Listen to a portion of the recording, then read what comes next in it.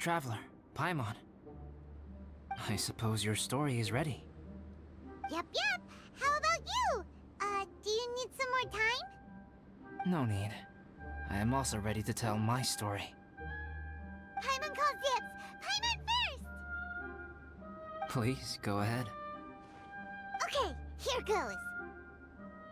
Once upon a time, there was an evil researcher who went into the mountains and did a crazy experiment on whopper flowers to transform their appearance. After a lot of pain and suffering, the whopper flowers finally took on a human form. Then, they stood by the side of the mountain to wait for unsuspecting bypassers. To whoever spoke to them, they would ask some questions such as, "Who am I? Who are you?" If the bypasser got the wrong answer, the last sound they'd make would be a yelp before the whopper flower ate them alive in one bite. Ooh, truly frightening. Yes, Paimon is truly frightening. What the? You two aren't scared at all! Maybe I'm just really tough. I don't know. Don't go nitpicking, okay? If you didn't like the story, go write your own! Oh, in that case, I would like to add some horror elements in. After the whopper flowers eat someone. In other words, the whopper flowers would ambush and then completely replace their victims. And then adopt their newfound identity. And then what? Go back to where the person lives? Enter their home? Eat their whole family? Paimon made up this story, but now Paimon's the one who's scared by it. It's a good story. Oh, may I write it down? I may bring it up in future conversations. What for? Just to scare people with? Yes. You've got a real mean streak, Albedo. So, what's your story? Mine is a little longer than yours. It starts with an alchemist. A great alchemist once created Subject 1. Subject 1 was her proudest achievement, and successfully blended into human society. No one ever would have thought that this friend of theirs was in fact a synthetic human. However, unbeknownst to Subject 1, the alchemist had tried the same experiment many times before he had come into being. Some of the rejects from failed experiments had been discarded, but had not died. Subject 2 was one such failed experiment. He was swallowed by a great dragon that came to rest upon a snow-swept mountain. Many years later, he was resurrected by the dragon's mysterious power. He saw all kinds of people on the mountain, including Subject 1, who had somehow miraculously blended in among them. Never in Subject 2's wildest imagination had he thought it possible for experimental life forms such as they to deceive everyone so successfully. He saw the way humans accepted Subject 1 as a friend, witnessed their affection as they addressed him by name. This was what Subject 2 wanted. Now, all that Subject 2 desired was to replace Subject 1 and take the joy of his existence for himself.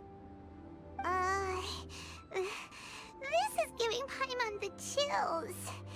So scary. Subject 2 began to unfold his plan. He stole Subject 1's books and notes, and studied all that Subject 1 had learned from the alchemist.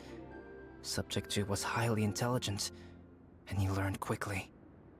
He changed his face into an exact replica of Subject 1's face.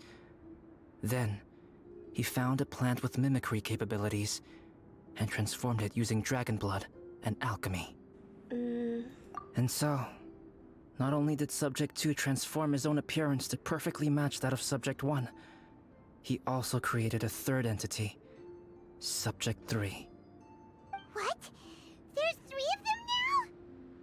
But Subject 2 wanted to become a perfected human. So, he erased a mark on both his and Subject 3's necks. For these marks were symbols of imperfection.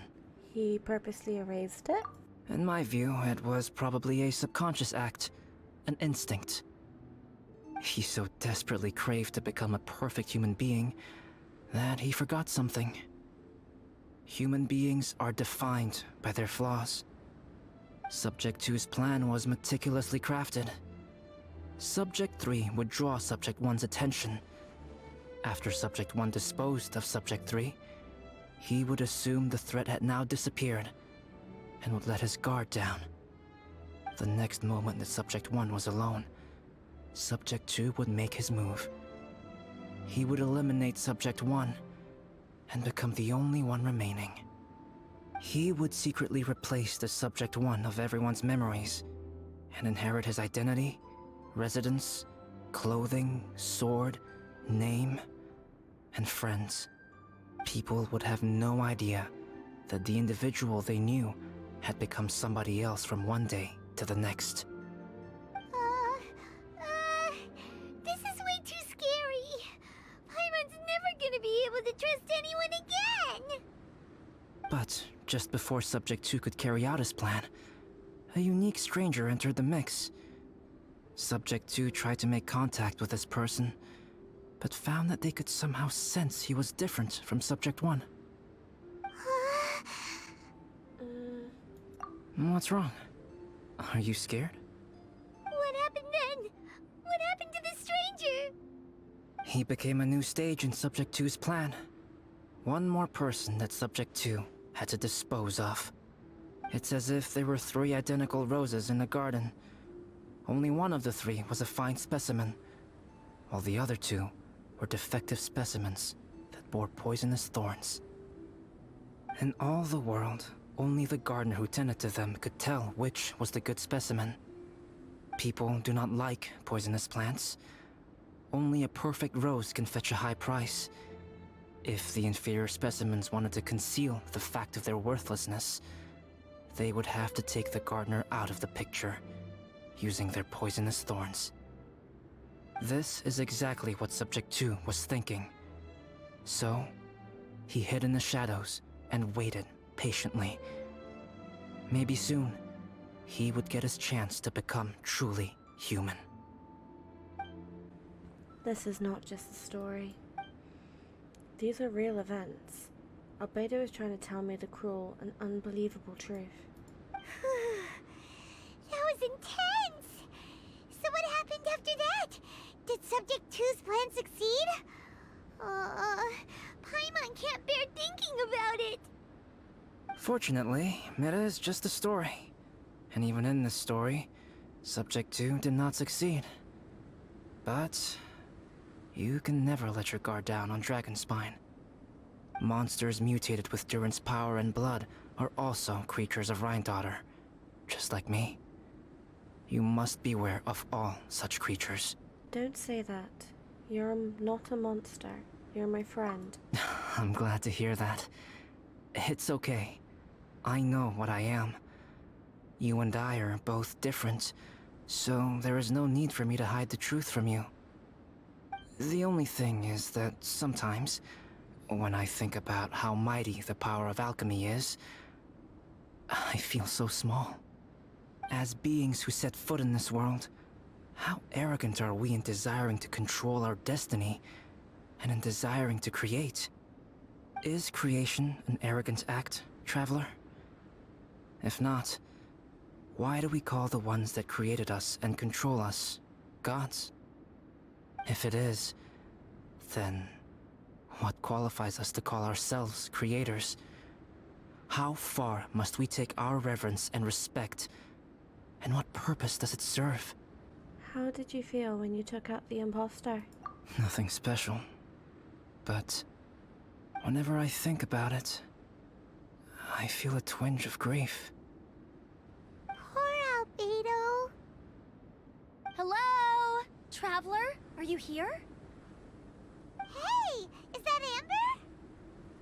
Thought we might find you here.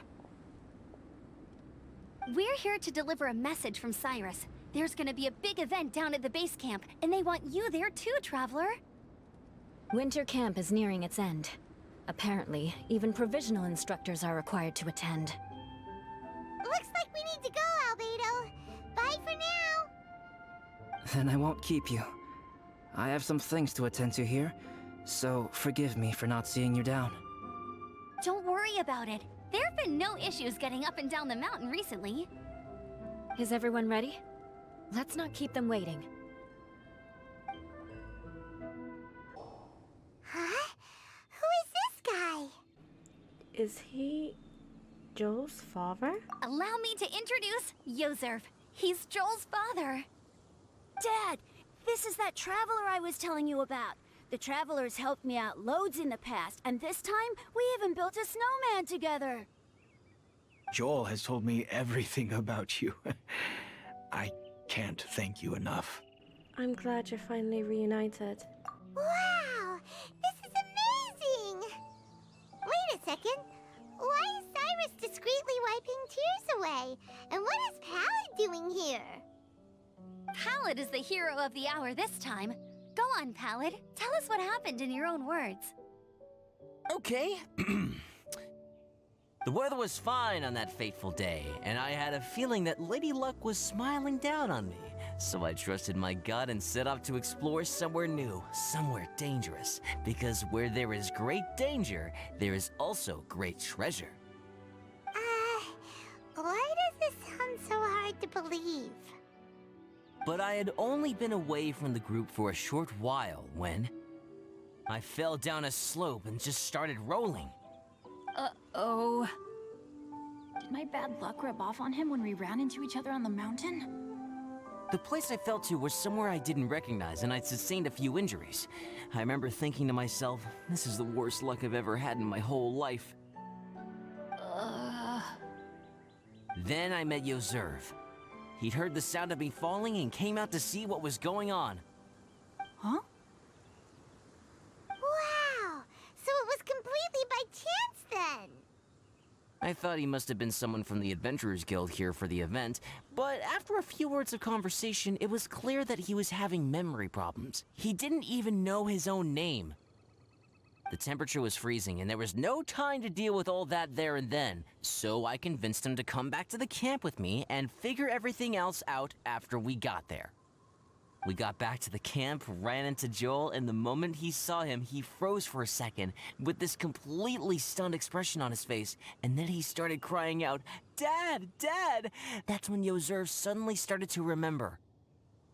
My memory has still not fully recovered, but Joel and his mother, they are the only ones that I will not, no, that I cannot forget. Daddy. Daddy's right here, Joel. Daddy's right here. Yozerf, don't you remember anything else at all? The poor princess? Feeding the foxes? I'm sorry. I have no recollection. Maybe it's because of the head trauma. I'm not sure. I woke up and found myself covered in blood. My things were gone, and there was nothing to indicate who I was or how I got there. I crawled into a cave and settled in for a slow recovery. After my legs and feet were a little better, my hunting skills were what kept me alive. Dad, I was so worried about you. I'm all right now, Joel. Oh, don't cry. Daddy's not going anywhere. I'm here to stay. Oh, this is good. This is good. All's well that ends well. You know what, though? I definitely think my luck got worse after running into Benin on that mountain. I knew it. I just... No, I just meant if it weren't for you, there's no way I ever would have run into Yozerv on a mountain this huge. Besides, we got back safely, didn't we? So don't blame yourself. Maybe sometimes miracles can only happen when you get just unlucky enough. Pallid.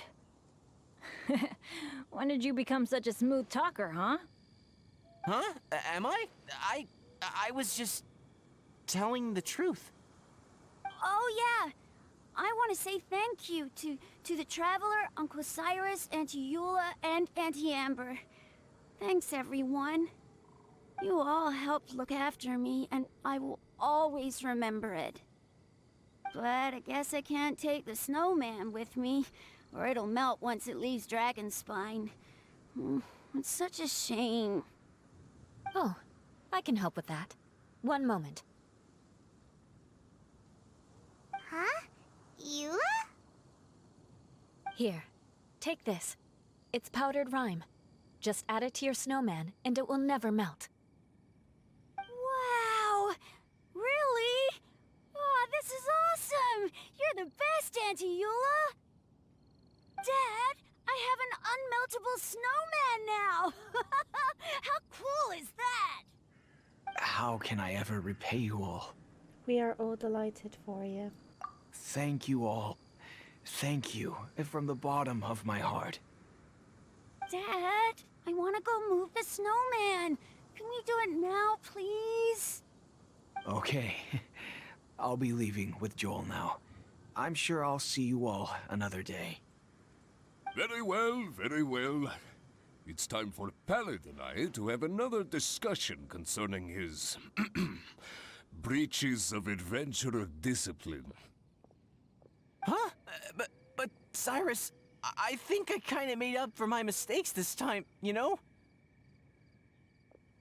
See you guys! Oh, I made this for you and Amber. Think of it as a winter souvenir. Aw, are you sure? This must be really important to you. Come on now, just take it. No need to make such a fuss. Wow! Now our snowman won't melt either! Great! I'll treasure it. You're welcome. Just keep it, that's all I ask. Amber and I have some business to attend to now. See you later.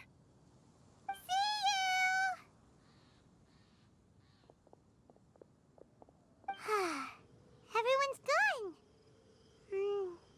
Seems like they've all got their own stuff to do now. Oh! You know what?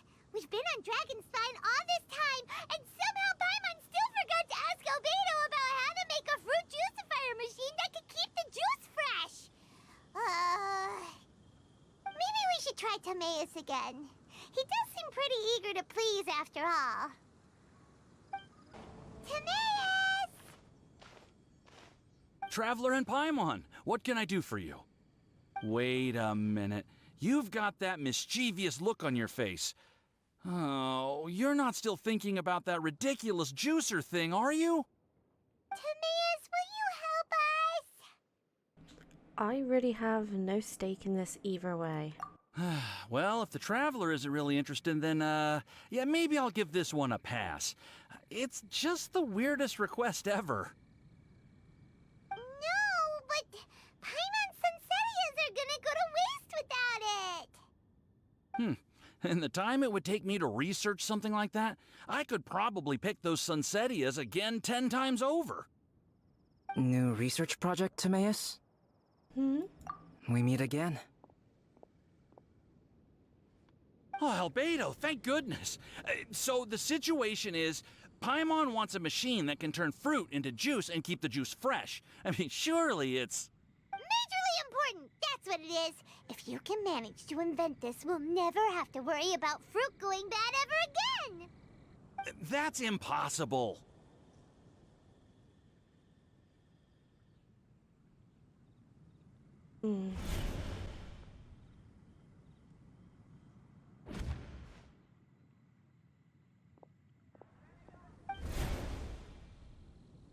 Wait, his neck. Turning fruit into juice is not hard, but keeping it fresh is more difficult. But if you simply want to keep the fruit from rotting, there are many ways to achieve this. Right, Traveler? The mark is back. Is this a prank? What about his neck? What's wrong? Is there something on my neck? No, it's fine. From the look on your face, it's as if you thought I just played a practical joke on you that was in exceedingly poor taste. So it was a prank. Albedo, you were saying, how do you stop fruit from going bad? Well, one way would be to bury your fruit on Dragonspine, where the snow never melts all year round. But then Paimon won't be able to eat them! You could always live on Dragonspine. No, too cold for Paimon. Or you can give the fruit to me, and I would take it to Dragonspine for you. But since you don't like the cold, you'd have to send someone else to pick them up when you want them. This is where you come in, Traveler. Suddenly sounds a lot more feasible with other people doing all the work. Okay then, shall we go with that idea? Fruit buried on Dragonspine will stay fresh for much longer. However, it is also possible that the fruit will sprout and grow into fruit trees.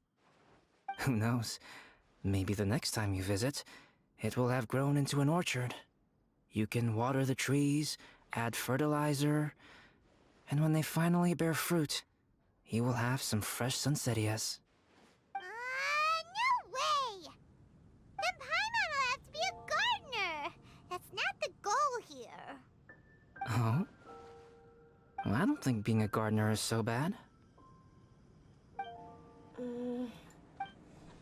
Gardener? I didn't expect Albedo to joke about this. Doesn't he care about what the mark means? Albedo! Stop trying to get your hands on Paimon's super sweet Sinzetias! It bothers you, does it? Of course it bothers Paimon! They are the rarest, super duper sweetest Sinzetias ever! And they're not for you! Okay, but they're just Sinzetias. I think you're only so attached to them because you don't have much fruit of this quality in your possession. When someone's pockets are full and their spirit is fulfilled, they don't easily fall prey to this kind of yearning. Really? I see. That makes a lot of sense.